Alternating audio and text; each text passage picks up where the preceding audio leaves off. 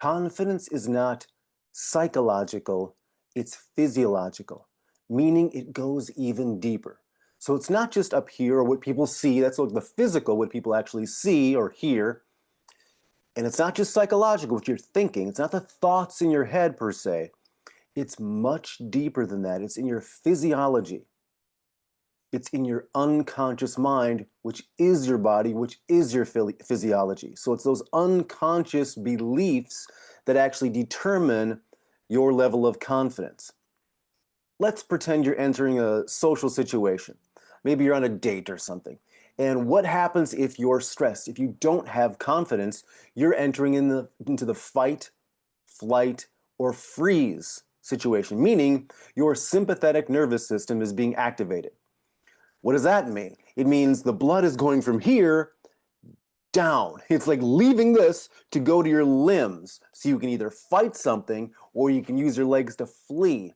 Or possibly everything, all the blood leaves everywhere and you just collapse and you play dead. You maybe even literally faint. All the blood out, done.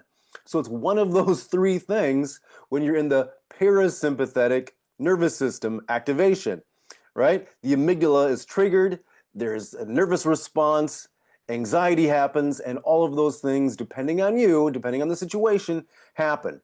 So physiological changes happen in that sympathetic nervous system.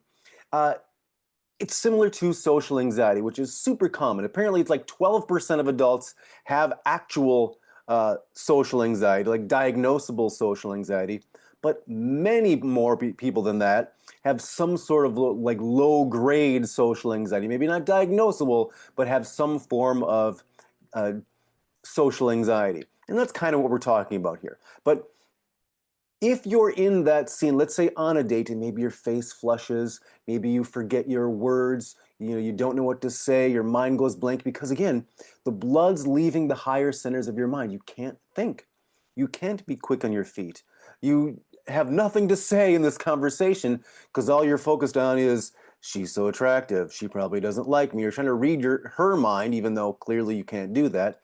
So seemingly you lack confidence because at the unconscious level of your body, it's lacking those more confident physiological responses. So it doesn't really matter what your logical mind says at this point because your body is already responding. And as I mentioned in other videos, it's like an iceberg. You have maybe 5% above the surface, your conscious logical mind with all the techniques and routines or whatever, you're teaching yourself or learning or whatever. But at that fundamental level of being, meaning 90%, 92%, maybe 95%, everything's crazy. It's saying run, fight, die, whatever. It's everything about it. It's horrible. So what you need to do is regulate your nervous system. Kind of take it into the parasympathetic, the calming. Center yourself.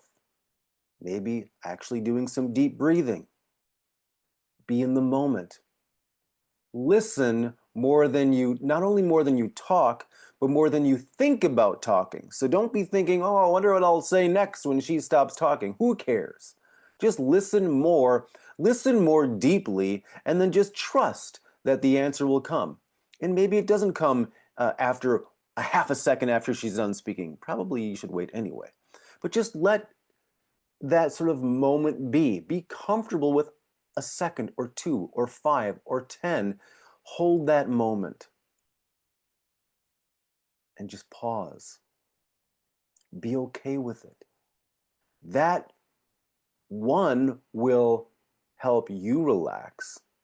It helps her relax and the scene relax. It allows more brain because your parasympathetic kind of kicks in. You relax.